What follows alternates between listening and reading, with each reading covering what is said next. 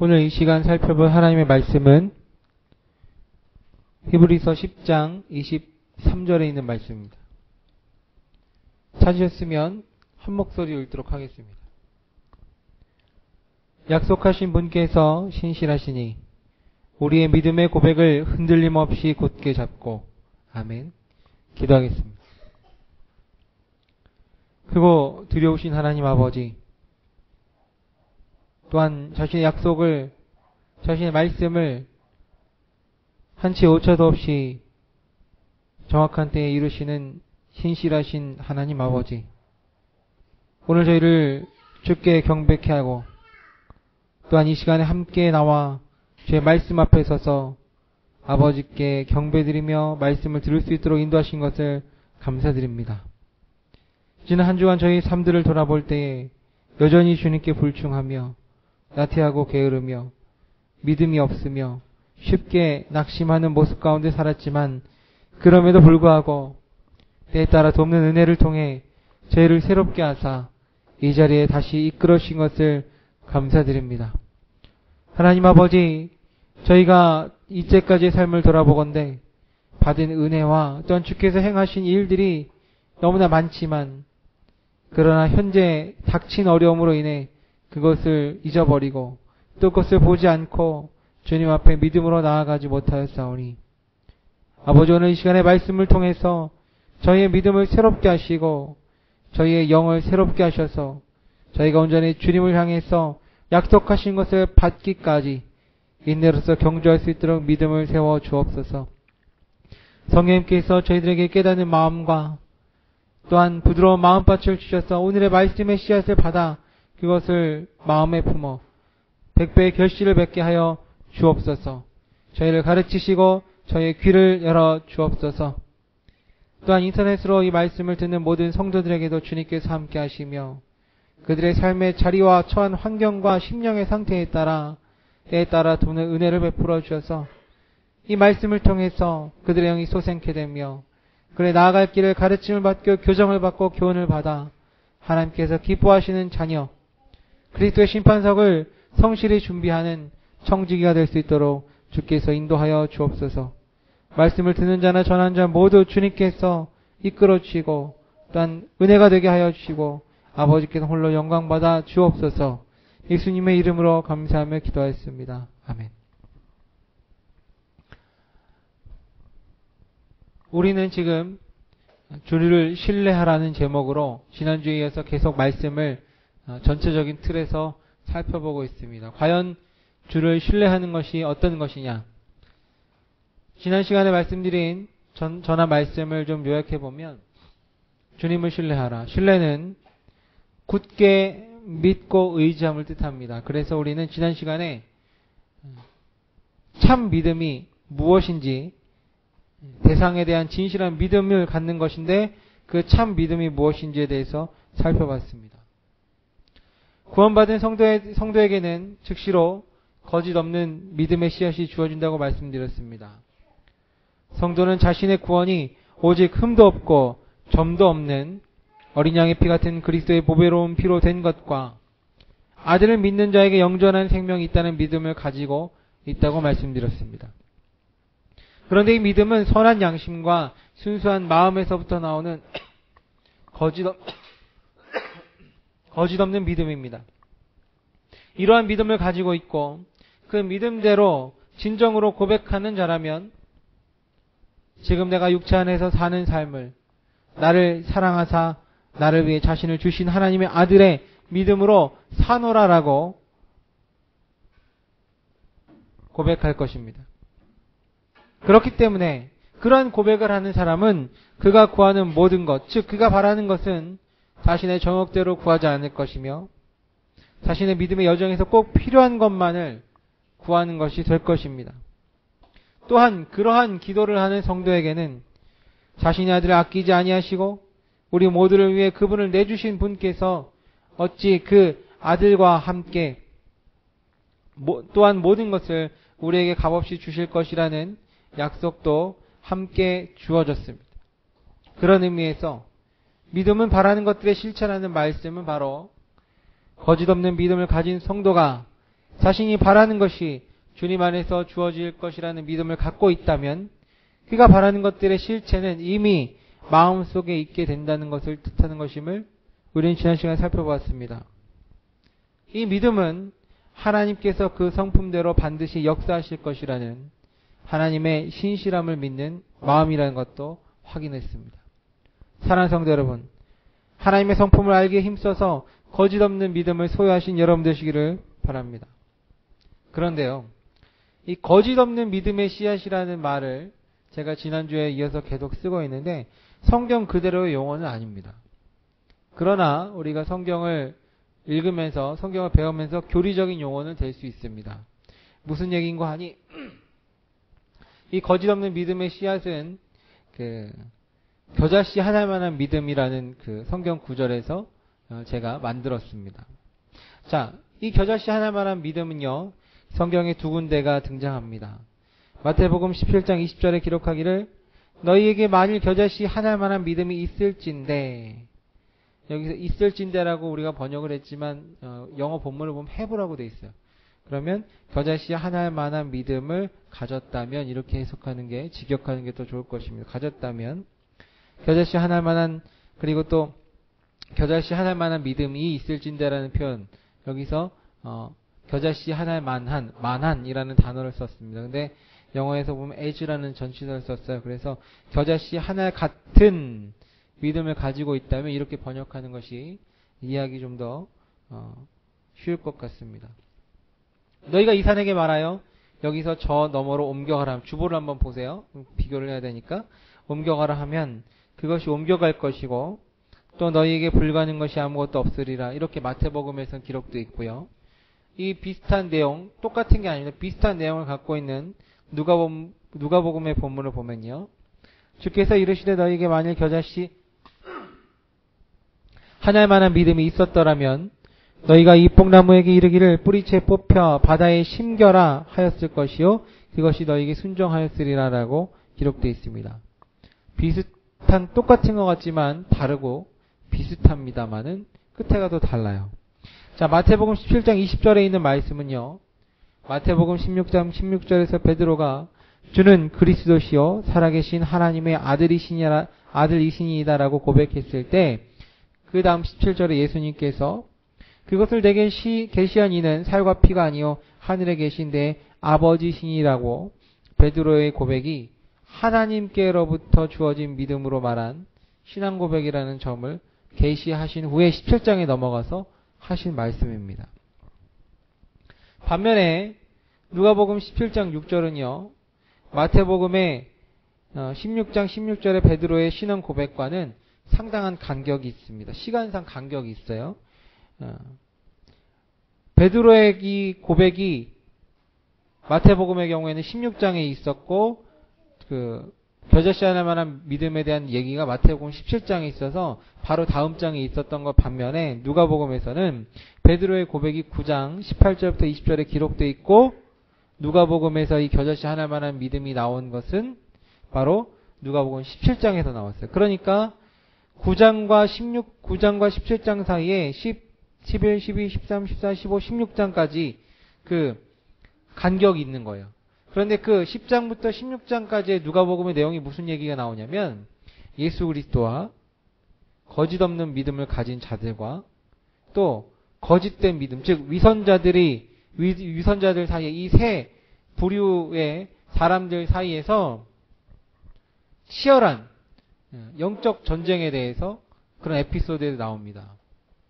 믿음이 있는 사람들, 거짓 없는 믿음을 가진 사람들 10문둥이 중에 한 명, 또 나사로의 가족 마리다, 마르다 그런 사람들이 있었고 위선자들, 바리새인들이 있었고 그들을 대하는 예수 그리스도의 모습이 10장부터 16장까지 나옵니다. 그러다가 누가복음 17장 5절에 우리의 믿음을 증대시켜 주옵소서라는 사도들의 그 요청 뒤에 이르신 말씀이 바로 누가복음 17장 6절입니다. 제가 이것을 오늘 본문 서론이 좀 길지만 이것을 말씀드린 이유는 이것을 볼 때 믿음에 관해서 아주 굉장히 중요한 내용이 있기 때문에 그렇습니다. 즉 아버지로부터 계시된 진리를 정직하게 받아들이는 사람에게 하나님께서는 마태복음 17장 20절에 말씀하신 대로 겨자씨 하나만한 믿음을 주세요. 이 믿음은 아주 작지만요. 겨자씨 보셨죠? 네. 이 믿음은 아주 작지만 주는 그리스도시요 살아계신 하나님의 아들이시니다라는 그와 같은 위대한 고백을 할 수 있게 하는 아주 강력한 믿음입니다. 그러나 그러한 고백을 했을지라도 그 믿음의 씨앗을 싹 틔워 열매를 맺지 못한다면 거짓된 믿음을 가진 자들의 저항으로 그것을 빼앗기게 되고 결국 누가복음 17장 5절에서 사도들의 절규와 같이 주여 우리의 믿음을 증대시켜 주옵소서라고 그렇게 요청하고 절규하는 상황에 처하게 될 수밖에 없습니다. 누가는요, 특별히 이 구절에서 사도들이 주께 이르되라고 분명히 기록했습니다. 이것을 좀 주목해 보면 성경 그냥 쓰여진 게 없죠. 왜 이것을 썼을까? 누가복음 예수님께서 부활하시고 난 뒤에 누가복음이 쓰여져 한참 뒤에요. 그러니까 그거를 회상하면서 그때 12제자들은 사도라는 명칭이 주어지지 않았어요. 그런데 사도들이 주께 이르되라고 강조한 것을 보니까 그 이유가 뭘까? 사도는 뭡니까? 예수님을 본 사람들이에요. 유일하게 보고 같이 동거한 사람들입니다. 예수 그리스도와 동거한 사도들이라도 받은 믿음을 지키지 못하고 잃어버렸다면 그렇을진데 그들조차도 그랬다면 대부분의 성도들은 믿음을 증대시키기 전에 이미 마가복음 4장 4절에 씨 뿌리는 자의 비유처럼 공중의 날짐승들에게 믿음의 씨앗이 먹혀버리는 상황이 쉽게 될 수 있다는 것을 우리는 짐작할 수 있습니다. 따라서 성도들에게는 사탄에게 마음속에 뿌려진 믿음의 씨앗을 뺏기지 않도록 굳게 붙잡아야 된다는 사실을 우리가 하나 볼 수 있어요. 사도들조차 누가복음 10장, 11, 12, 13, 14, 15, 16장을 거쳐가면서 주는 그리스도시요 살아계신 하나님의 아들이시라고 고백했던 그 강력한 믿음의 고백을 까먹고 주여 우리에게 믿음을 증대시켜 주옵소서라고 절규한 그러한 전력이 있다면 성도들은 어떻게 했습니까? 또한 두 번째로 처음 받은 거짓 없는 믿음의 씨앗을 잃어버렸어요. 하나님께서 안 주십니까? 주세요. 하나님께 다시 구하여 그 믿음을 받을 수 있었을지라도 그 다시 받은 그 믿음은 처음 믿음과 같은 영향력을 끼칠 수 없습니다. 보세요. 마태복음 17장 20절에 보니까 겨자씨 하나만한 믿음을 가지고 있다면 너희가 이 산에게 말하여 저기로 넘어 옮겨가라 하면 그것이 옮겨갈 것이고 예를 들면 그렇게 될 것이고 또 너에게 불가능한 것이 아무것도 없으리라고 단서를 주셨습니다. 그런데 한참 지나갔죠. 한참 지나가서 우리에게 믿음을 증대시켜 주옵소서라고 이야기하시면서 주님께서 너희가 겨자씨 하나만한 믿음이 있었더라면 이 뽕나무에 이르기를 스케일이 뭐예요? 산에서 뭘로 바뀌었어요? 뽕나무로 바뀌었죠. 그렇죠? 아까 산한테 명령하면 산이 빠진다 그랬는데 이제 산이 아니라 뽕나무에게 명령 뽕나무가 빠지고 뿌리째 뽑혀 바다에 심겨라 하였을 것이요 그것이 너에게 순종하였을 것이다. 아까는 산 얘기를 하면서 그건 예시고 정말 하고 싶었던 말씀은 모든 일에 불가능이 없다라는 단서조항을 붙이셨어요. 그런데 믿음의 씨앗 한번 잃어버리고 다시 받아서 그때 주님께 말씀하셨을 때는 그 믿음의 씨앗을 사용할 수 있는 능력도 스케일이 작아졌고 뽕나무로 바뀌었고 그리고 뒤에 모든 것이 불가능한 것이 없을 것이라는 그 약속도 없어졌습니다.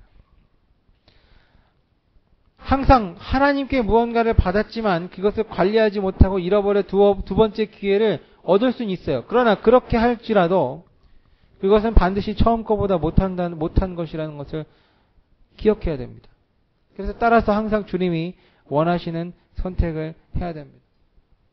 사랑하는 성도 여러분, 거짓 없는 믿음의 씨앗을 굳게 붙잡으시기를 바랍니다. 자, 우리가 오늘 살펴볼 것은 주를 신뢰하라에 있는 두 번째 단계에서 믿음에 관한 믿음을 굳게 붙잡는 거예요. 그래서 믿음, 이 겨자씨 하나만한 믿음, 거짓 없는 믿음의 속성이 어떤 걸 잠깐 살펴봤고요. 그럼 이제 굳게 붙잡으라를 본격적으로 살펴보겠습니다. 굳게 붙잡으라. 이 굳게 붙잡으라, 성경에 이 의미를 갖고 있는 번역들이 굳게 붙잡으라 또는 붙들라라는 단어로, 붙잡으라 붙들라라는 단어 두 가지로 번역이 되어 있습니다. 사전을 찾아보면요, 우리 말에는 붙잡다랑 붙들다라는 이 말 두 가지 단어 자체가 다르지만 내용은 비슷합니다. 놓치지 않도록 단단히 쥐다라는 얘기예요. 놓치지 않도록 단단히 쥐다. 우리말의 표현의 뜻은 비슷하지만 사실 붙잡으라는 단어는요, 붙들다는 놓치지 않고 단단히 쥐다라는 단어가 뜻인데, 이 붙잡으라는 말은 어떤 생각과 사상과 환경을 고려해가지고 그걸 붙잡는다는 의미가 있대요. 그러니까 붙잡는다는 의미가 더 붙잡다라는 것이 더 정확한 표현인 것 같습니다. 우리말 표현이 이렇게 비슷해요. 그러나 붙잡으라는요, 그 금정 성경에서는 붙잡으라는 홀드라는 단어의 번역어로, 그리고 붙들다라는 말은 클리브에 대한 단어에 대한 번역어로 되어 있습니다. 즉 우리말 표현은 비슷하지만 원어 성경, 영어 성경의 단어는 전혀 다른 거죠. 주를 붙들라라는 구절은요, 사실 주께 붙어 있으라라고 번역해야 돼요. 왜냐하면 주를 붙들라라고 한 단어를 제가 다 찾아보니까 홀드라는 단어를 쓰이지 않고 클리브라는 단어를 써 있습니다. 우리 주께 붙어 있으라라는 설교에서 우리 한번 그 살펴봤죠. 어떤 뜻인지. 그렇죠? 주님은 단지 거리를 좁혀서 내가 노력해서 주님과의 그 간격을 좁혀 붙을 수 있는 분이시지 사람이 주님을 붙잡을 수 있는 분은 아니에요. 그래서 클리브라는 단어를 쓰지만 주님이 아닌 다른 것들을 붙잡는 표현에는 모두 홀드가 사용됐습니다. 히브리서 10장 23절 오늘 본문을 보면 주보를 한번 보세요. 예. 거기 써 있나요? 약속하신 분께서 신실하시니 우리의 믿음의 고백을 흔들림 없이 굳게 잡고 그렇게 되어 있습니다. 여기 보면 let us hold fast라고 되어 있어요. let us 뭐뭐 하자. 그런데 뒤에 보니까 세미콜론이 달려 있어가지고 세미콜론은 뒤에 있는 내용이 왜냐하면이라는 그런 이유를 열거해주는 그런 기능을 하는데, 그래서 번역할 때 뒤에 있는 걸 앞으로 보냈어요. 그래서 저는 우리의 믿음의 고백을 흔들림 없이 굳게 붙잡자 이렇게 번역하고, 왜냐하면 약속하신 분께서 신실하시기 때문이니 이렇게 하는 게 좀 나을 것 같다라는 영어 성경 그대로의 순서를 쓰면 좋을 것 같다는 생각이 듭니다. 사실 오늘의 본문 이 구절에서 오늘의 설교가 다 함축되어 있어요.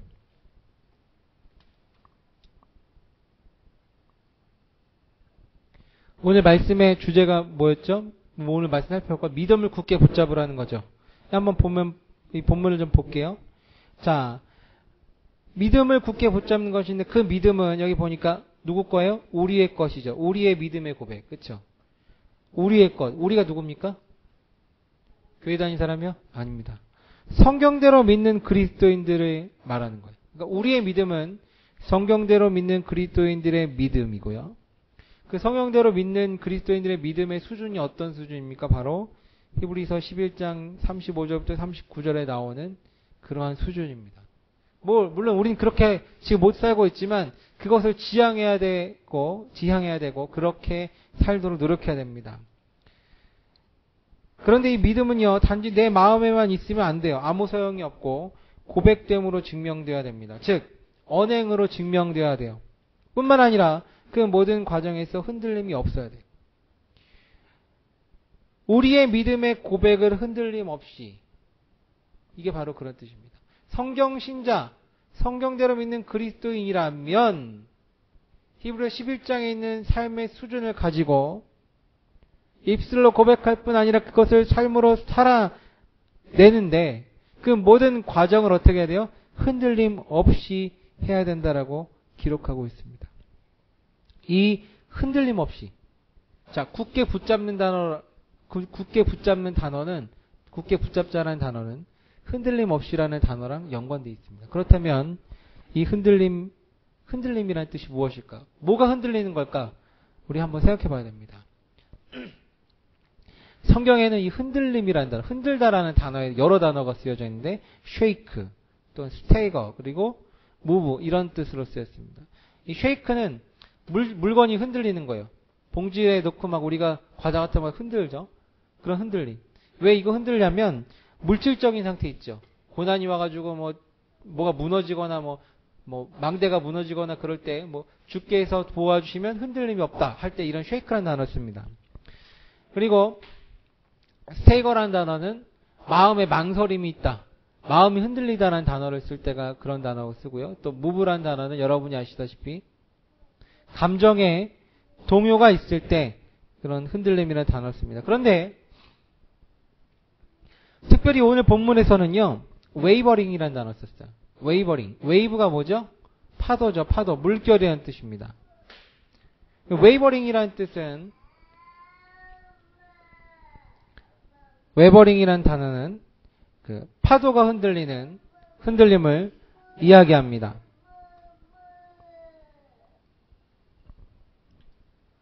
이 웨버링이라는 단어를 통해서 성경이 스스로 내리는 정의를 한번 살펴보면요. 야고보서 1장 6절에 그러나 그는 믿음으로 구하고 조금도 흔들리지 말지니라. 흔들리는 자는 마치 바람에 밀려 요동하는 바다 물결 같나니라고 되어 있습니다. 여러분 이 구절 아시죠? 이 구절에서 흔들림, 물결 3번 나왔어요. 웨이버링, 웨이버레스, 웨이브. 3번이 똑같은 단어가 3번이 나온 게 뭐예요? 예, 확증이죠. 그렇죠? 믿음으로 구하는 자는요. 흔들림이 없어야 되는데 그 흔들림은 웨이브라는 단어 썼어요. 파도 어때요? 높아졌다가 낮아졌다가 높을 때와 낮을 때 그 차이가 엄청나게 크죠. 그렇죠? 기복이 엄청 심한 겁니다. 바람에 흔들리는 물결 같다고 그랬어요. 바람은 뭐예요? 성경에서? 인생에서 환란.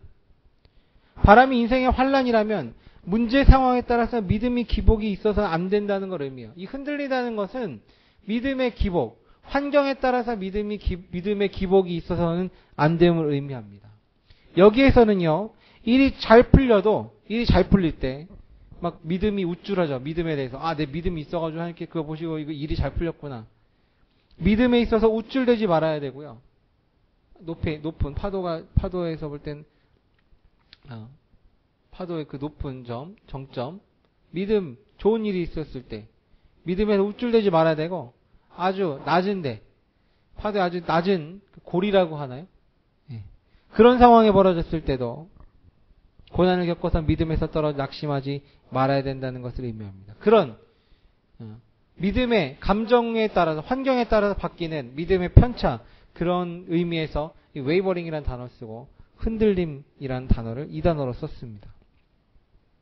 바로 기록된 대로 형통하는 날에는 기뻐하되 역경당하는 날에는 깊이 생각해야 된다는 것을 의미합니다.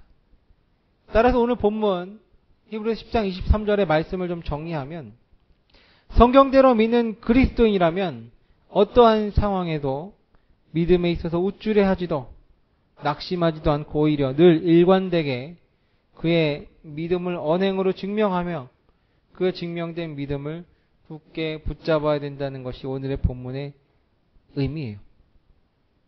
우리의 믿음의 고백을 흔들림 없이 굳게 붙잡자는 말씀은 성도들을 향한 권면입니다. 권면은 어때요? 안 들으면 자기 손해죠. 왜 그렇습니까? 그 이유는 약속하신 분께서 신실하시기 때문이다. 우리가 지난 몇 주 동안 계속 보죠. 하나님 신실하십니다. 하나님 믿을만해요. 믿을만해요라고 우리는 성경 기록에서 그것을 보고 얘기했습니다. 여러분, 제발 나 좀 믿어주세요라고 해도 안 믿기로 작정하면 안 믿어지는 거죠. 그렇죠? 저 사람이 믿을만한 건 어떻게 확인합니까? 우리 쉽게 얘기하죠. 우리 속는 셈 치고 한번 믿어보자. 성경은 하나님께서 신실하신 분이라고 계속적으로 증거합니다. 그러나 우리가 그것을 믿지 않고 그것을 듣지 않으면 나만 손해입니다. 그럴까봐 성경 기록에는 디모데후서 2장 13절에 또 이렇게 한 번 더 말씀하십니다. 우리가 믿지 아니하여도 우리가 안 믿을 거 아니까. 우리가 믿지 아니하여도 그분은 항상 신실하시니 자신을 부인할 수 없느니라. 이렇게 말씀하세요. 성경 기록은 이렇게 여러 번 하나님의 신실함에 대해서 증거하시면서 그분의 성품에 합당하게 살라고 권면하시는데 그 말씀을 무시하고 환경에 따라 믿음이 요동하게 내버려두어 결국 믿음에서 파산하게 된 채로 평생을 살다가 그리스도의 심판성 앞에서 가면 주님께 뭐라고 말할 것인지 우리는 대답할 것을 준비해야 됩니다. 사랑하는 성도 여러분, 약속하신 분께서는 신실하십니다. 그렇기 때문에 우리의 믿음의 고백을 흔들림 없이 굳게 붙잡으신 여러분 되시기를 주님으로 부탁드립니다. 자, 오늘 굳게 붙잡아야 될 것을 이제 살펴볼 건데요. 7개 정도 됩니다만은. 오늘 다 못하기 때문에 3가지만 살펴보고 말씀을 마치겠습니다. 자, 이러한 맥락에서 과연 우리가 굳게 붙잡을 게 뭐냐. 자, 오늘 본문에서 흔들림 없이 굳게 붙잡자라고 되어 있죠. 흔들림 없이. 파도가 넘실대는 것, 믿음의 고백, 믿음의 기복이 있는 것처럼 하지 말고 우리가 굳게 붙잡자라고 해야 됩니다. 여러분, 파도에 밀려다니는 배가 항구에 정박된 채로 안전하게 있으려면 가장 필요한 것이 무엇입니까? 닷입니다. 우리가 굳게 붙잡아야 될 것은 바로 닷이에요. 닷. 성경에는 닷의 역할을 하는 것을 기록되어 있습니다. 딱 한 군절 있어요. 히브리서 6장 19절에 기록하기를 우리에게 있는 이 소망은 혼의 닷 같아서 뭐라고요? 뭐가요? 이 소망이 혼의 닷이래요. 그럼 이 소망을 갖고 있으면 우리가 웨이버링 이렇게 흔들려요? 안 흔들리죠. 이 소망을 갖고 있으면 흔들리지 않는다는 거예요.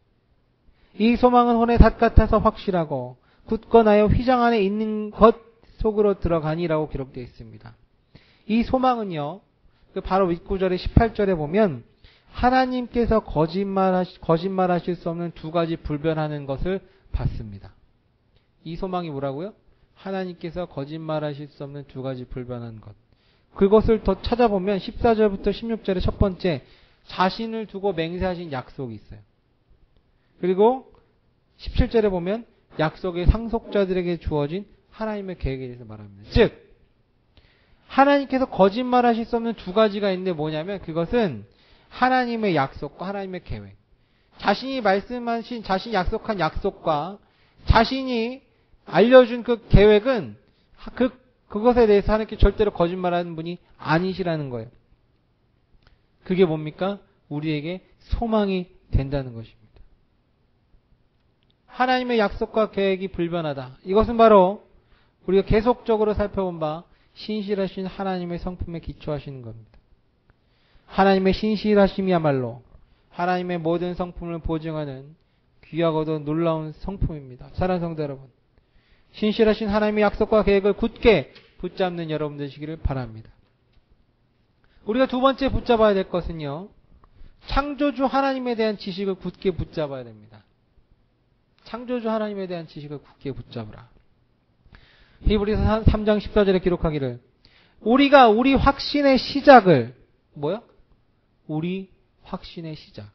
우리 확신의 시작을 끝까지 확고히 붙들진데 우리는 그리스도께 참여한 자들이 되었느니라고 말하면서 이 확신의 시작을 뭔가 쭉 보면 바로 그 윗절의 4절에 집마다 지은 사람이 있으되 모든 것을 지으신 분은 하나님이시니라 라고 얘기합니다. 확신의 시작이 뭐예요? 하나님께서 창조주이시라는 진리가 성도가 갖는 모든 믿음의 출발점이라는 사실이에요. 이게 왜 그러냐면요, 우리가 갖고 있는 이 확신의 시작, 하나님은 창조주이시다는 이 시작을 끝까지 붙들어야 된다는 거예요. 왜 그런가 한번 볼게요. 그분은 창조주이시죠. 그렇죠? 그분은 창조주이시기 때문에 직접 죄인을 심판하실 권리가 있어요. 왜? 장인이 물건을 만들었어요. 물건이 마음에 안 들면 어떻게 돼요? 깨버리고 완벽한 물건이 나올 때까지 계속 만들죠. 토기장의 비유를 우리가 쉽게 들지만 성경에 나와 있지만 하나님은 토기장이라서 그릇을 깨버릴 권한이 있어요. 즉 죄인들을 심판하실 수 있는 권한이 있어요. 그런데 모든 인간은요, 한 명도 예외 없이 그 심판에서 유죄입니다. 따라서 그 심판을 면하기 위해서는 대속자가 필요합니다. 요한일서 4장 10절에 기록하기를 우리가 하나님을 사랑하지 아니하였으나 저 여러분 하나님 맨 처음에 사랑하지 않았어요. 그분께서 우리를 사랑하시고 자신 아들을 보내사 우리의 죄들로 인해 화해함물로 삼으셨으니 여기에 어디에요? 여기에 사랑이 있는 동성애자들, 게이들, 레즈비언들을 교회에서 들여보내고 동성애자 목사들 이런 사람들이 성직을 하게 하는 것이 사랑에 있는 것이 아니라 자신의 아들을 죄인들을 위해서 대속물로 삼으신 죽이신 거기에 하나님의 사랑이 있다는 겁니다. 요즘 전도지에 예수님께서 당신을 사랑하십니다. 하나님께서는 당신을 위해 놀라운 계획을 갖고 계십니다라는 문구가 많이 있어요. 저도 며칠 전에 다른 교회 문구를 봤습니다. 그런데 그건 복음이 아니에요. 예수 그리스도께서 당신을 사랑하십니다. 하나님께서 당신을 향해 놀라운 계획을 갖고 계십니다라는 그것은 구원받은 성도들에게만 해당되는 것입니다. 죄인들에게는 절대 해당되는 것이 아니에요. 그건 복음도 아니고 죄인에게 주어진 말씀도 아닙니다. 그 두 가지는 지극히 개인적인 교제 가운데 주어지는 약속입니다. 예수 그리스도께서 당신의 죄를 해결하시기 위해 대신 십자가에서 죽으셨습니다. 따라서 당신이 이것을 받아들인다면 당신에겐 더 이상 정죄가 없습니다. 이것이 복음이에요. 따라서 하나님께서 창조주시라는 진리가 우리가 예수 그리스도를 받아들인 근본적인 이유입니다. 하나님께서 창조주가 아니시고 하나님이 없다면 우리가 그냥 바위에서 무생물에서 바위에서 진화된 존재라면 우리는 예수 그리스도를 받아들일 필요가 없어요. 모든 우리 확신의 시작은요. 하나님께서 창조주시라는 것에서부터 출발하고 예수 그리스도께서 구원자시라는 것에서 끝납니다. 또 우리가 하나님께서 창조주이시라는 진리를 굳게 붙들어야만 한 이유가 있어요. 그것은 바로 절망에 빠진 성도들을 쉽게 일으킬 수 있는 방법이기 때문에 그렇습니다. 몇 달 전 개인적으로 제가 심하게 낙심해가지고 절망해서 믿음을 다 잃어버린 것 같은 느낌이 들었을 때가 있어요. 창피하지만 그렇습니다. 아무리 기도하고 말씀을 읽어도 찬양을 불러도 믿음이 회복되지 않고 오히려 절망감이 더 심해지고 심지어는 내가 목회를 해야 될까 말아야 될까 그런 생각도 하면서 고민하면서 그렇게 지내고 있었습니다. 그런데 그때 우연치 않게 아니죠. 하나님의 은혜죠. 켄트 호빈드 박사의 창조론 강의를 듣게 되었습니다. 굉장히 유명한 창조론에 관련된 그 말씀들을 전하고 다니는 전도자입니다. 창조론을 그냥 강의만 하는 것이 아니라 그걸 통해서 전도하시는 분인데 그 박사님의 강의론을 듣게 되었습니다. 창조론 강의는요. 예전부터 들을 수 있는 기회가 됐는데 안 들었어요. 그냥 하나의 과학적으로 과학에 대해 성경을 끼워 맞추는 것이라고 생각을 들어서 안 들었는데 하나님의 은혜로 어떻게 그 박사님의 강의를 들어보자는 마음이 들었습니다. 근데 그 강의를 통해서 제가 뭘 알냐면 와 하나님은 창조주시구나. 하나님은 정말 전능하신 분이구나 해서 아주 깊이 있게 생각하게 되고 그 가운데서 뭐가 회복이 됐냐면 하나님에 대해서 경외하는 마음을 회복하게 되었습니다. 우리의 확신의 시작은 어디라고요? 창조주이신 하나님이라는 것입니다. 나중에 제 블로그에도 그 세미나를 좀 올리겠습니다. 필요하신 분은 보시기 바랍니다. 우리는 창조주에 대한 하나님의 지식을 굳게 붙들어야 될 줄로 믿습니다. 사랑하는 성도 여러분, 창조주이신 하나님에 대한 지식을 굳게 붙잡는 여러분 되시기를 주님을 부탁드립니다. 세 번째로 우리가 굳게 붙잡아야 될 것들이 있습니다. 뭐냐면 그것은 바로 성경의 모든 교리예요. 디도서 1장 9절에 기록하기를 자기가 가르침을 받은 대로 신실한 말씀을 굳게 붙들어야 하리니라고 말씀하십니다. 왜냐하면 이것은 그가 반박하는 자들을 건전한 교리로 능히 권면하고 확신시키게 하려 함이라라고 말씀하십니다. 우리가 가르침 받은 것이 있을 거예요. 구원받고 나서 교회를 다니고 나서 강단에서 성경 공부 시간을 통해서 가르침 받은 무수히 많은 단편적인 또한 연관된 교리들이 있을 것입니다. 그것들을 믿을 만한 말씀, 신실한 말씀들이기 때문에 그건 어떻게 돼요? 굳게 붙들어야 된다고 이야기합니다.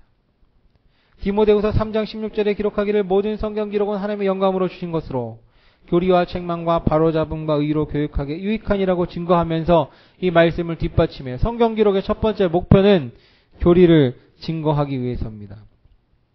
신실한 말씀은 성경 교리예요.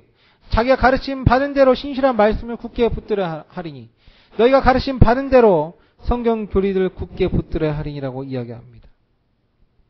굳게 붙들어야 한다는 구절은 교리를 배운 후에 그것을 통해 책망과 바로잡음과 의로 교육하여 그 교리를 영적으로 적용하고 실천하는 것까지를 의미합니다. 배우고 실천하는 것. 그것이 바로 신실한 말씀을 굳게 붙드는 것입니다. 또한 우리는 교리뿐만 아니라 디모데서 1장 13절에서 권면하신 바와 같이 그리스도 예수님 안에 있는 믿음과 사랑 안에서 내게 들은 건전한 말씀의 틀을 굳게 붙들어야 한다라고 이야기합니다. 뭐요? 건전한 말씀뿐만 아니라 건전한 말씀의 틀을 붙들어야 된다고 합니다. 특별히 한국 교계는 언약 신약이라는 말씀의 틀을 붙들고 있어요. 이게 무슨 내용이에요? 성경의 모든 내용을 다 구원의 관점에서만 보는 겁니다. 그런데 바울은요, 그것을 원치 않았어요. 그것은 하나님의 뜻이 아니라고 했어요. 그리스도의 교리의 기초 원리를 떠나서, 배웠으면 거기서 떠나서 어디로 가라고요? 완전함으로 가라는 거지, 매일매일 구원에 대해서 이야기하라는 것은 아니라는 사실입니다. 그리고 또한 진리의 말씀을 바르게 나누어 연구해야 하며, 동시에 그는 사역 내내 하나님의 모든 계획을 가르쳤다라고 고백합니다. 바로 창세기에서부터 시작해서 계시록까지 인간의 타락과 구원과 그리고 그 구원을 통해서 회복과 영광스러운 그런 상속을 받고 영원부터 영원의 시대에 그 시대 안에서 우리가 어떠한 위치를 갖고 있는지를 모든 마스터 플랜을 다 가르쳐야 된다라고 바울은 이야기하고 있습니다.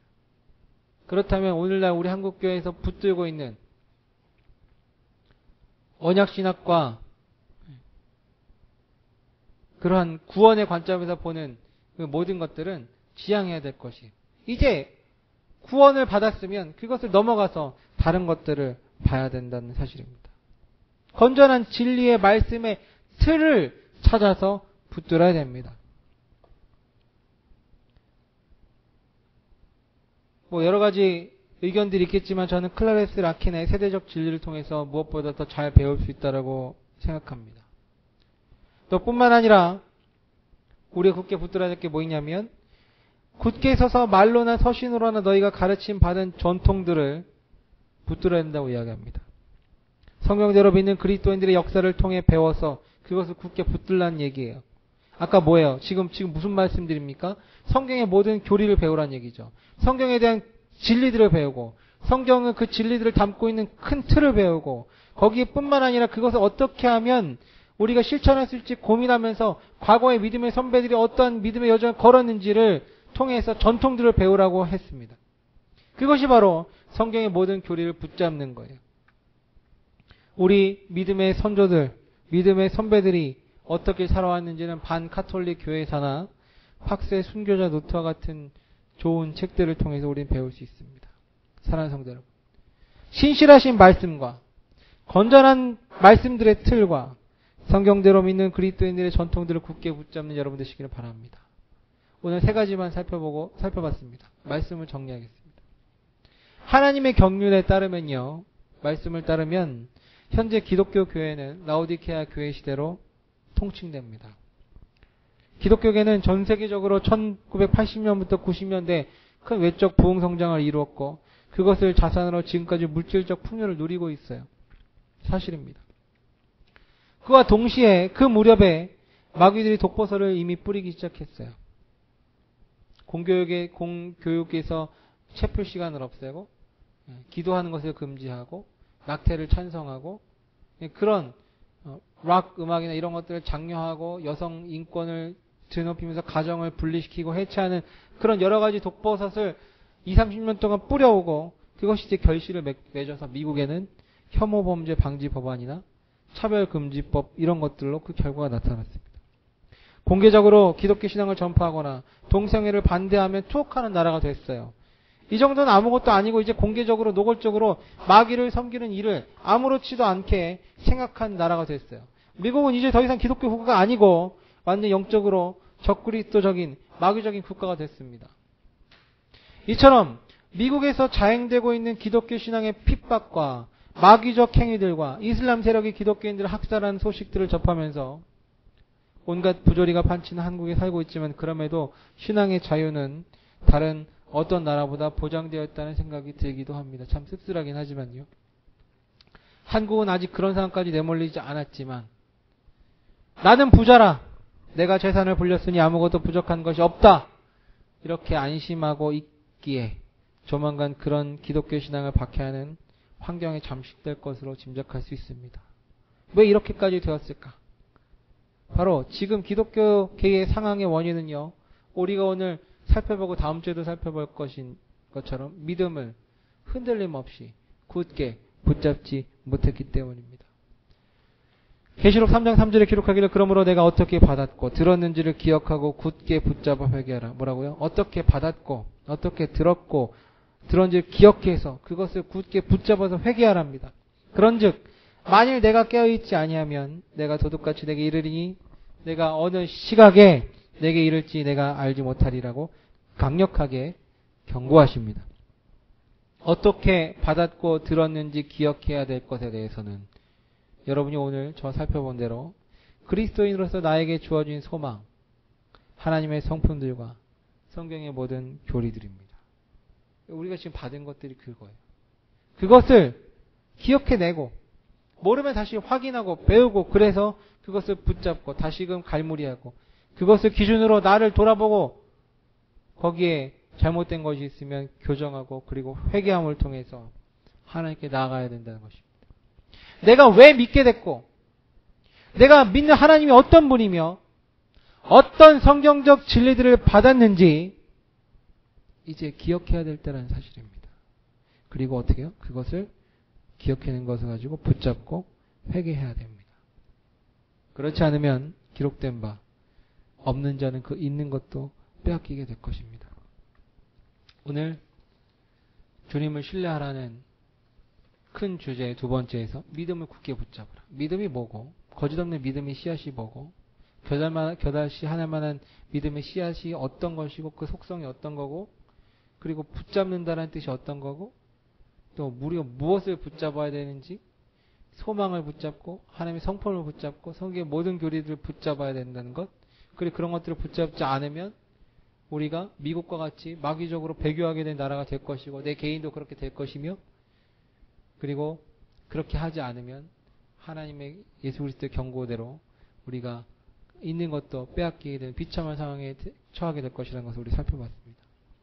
사랑하는 성도 여러분, 그리스도인으로서 나에게 주어진 소망과 하나님의 성품들과 성경의 모든 교리들을 기억하고 그 믿음을 굳게 붙잡아 주님을 신뢰하시기를 바랍니다. 그것을 통해서 예수 그리스도의 다시 오심을 준비한 여러분 되시기를 주님으로 부탁드립니다. 기도하겠습니다. 크고 두려우신 하나님 아버지, 우린 믿음을 굳게 붙잡는 것이 무엇인지 살펴보았습니다.